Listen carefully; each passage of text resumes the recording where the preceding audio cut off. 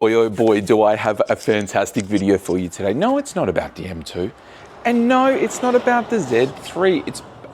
It's about a way more important car. Let's have a look. It's the E53 BMW, the car that no one should ever buy. And I went and bought one. Why? Because I had a child. This. Look how much room we have with the baby seat still plenty of room in the front passenger side to have the little one. I needed more room. The Z3, I can hardly fit in that. The M2, well, I can make him fit, but it's not practical long term. We had to go and get the BMW E53, renowned for its unreliability, but we got the M57 engine in this baby. But I probably didn't look at the car as well as I should have. And I have probably spent too much money on this car already, more than it's probably worth. But today I want to go through a few things that I've experienced with this E53 for all you BMW E53 lovers out there. So first up, the front brakes. I asked the guy, have the brakes been done? He said, yeah. I looked at them. I thought, yeah, they look like they've been done. Showed someone else. Huge lips on the discs here. The rear brakes have been done, but the front discs haven't been done. So, whoops. No, ladies and gentlemen, this isn't just for looks. This is to catch the transmission leak and the power steering leak that it has, which I didn't see. Whoops. Now, one thing that I did see was this whoops. It's been rear-ended, but I didn't actually realize kind of how bad it was. It has pushed in a little bit behind this. So it might be a little bit more complicated to resolve than I thought. One thing that I did recently get fitted was this tow bar. I have LED lights on my trailer. It doesn't work properly because it needs resistors or transistors or Optimus Primes to work. It doesn't work. Whoops. This headlight had major pitting and fading. I ordered another case, a cover off AliExpress, thinking that it would just clip on. No. Not like the E46, you have to cut this thing off and replace it. So I've had it buffed and shined, but it's still pretty rough. Whoops. So my personal favorites, the two window regs. Let me show you actually, I'll show you. Ooh, come on.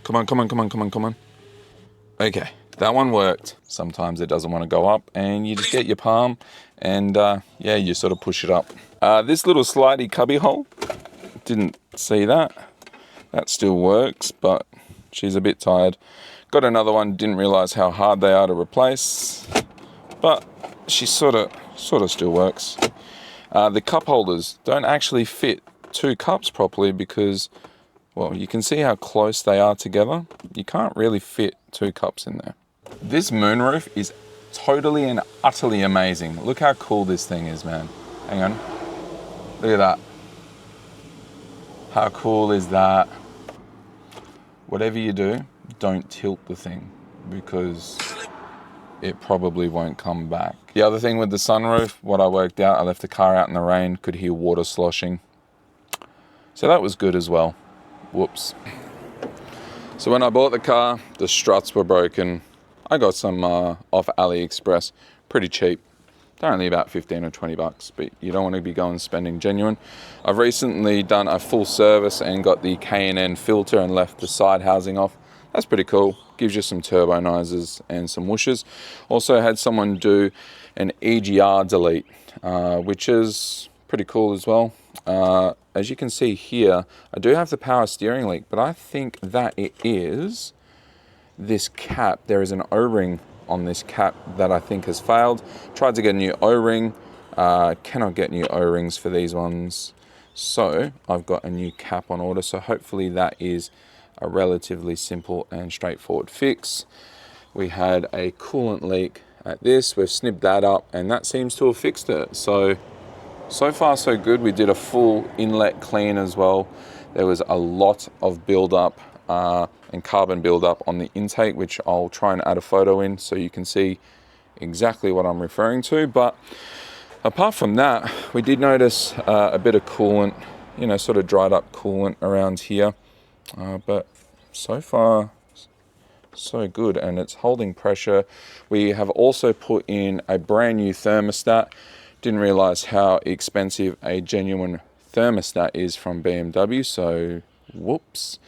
But we've already spent almost $1,500 on a full service, a full intake clean. We've got the K&N, we've got the EGR delete. We had a few things tidied up. Apart from that, we also have a transmission issue. So we had a huge transmission leak, which we determined, they said that they'd done a service on it already. And I was like, okay, that's cool. However, they failed to realize and say that the trans service wasn't adequate. It was pissing out oil from the gasket, so the pan gasket.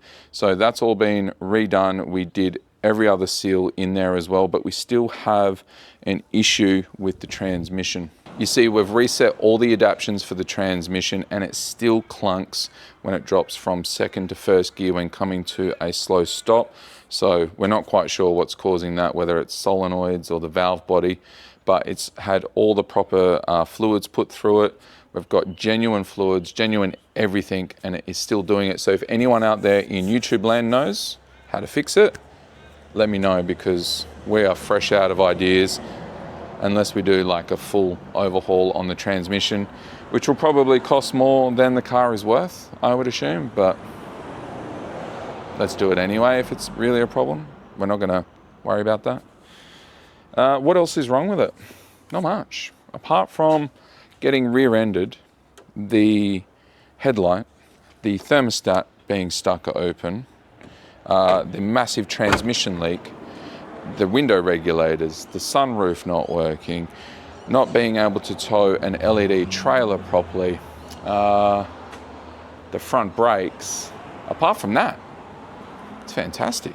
Great car to drive, smooth as butter to drive, nice and straight. Oh, and there's something wrong with some boot or something underneath one of the axles or something. So, but apart from that, she's apples. So yeah, if you still want one, just be prepared to pull the old wallet out. This one. But who cares? Look at it. It's freaking sexy.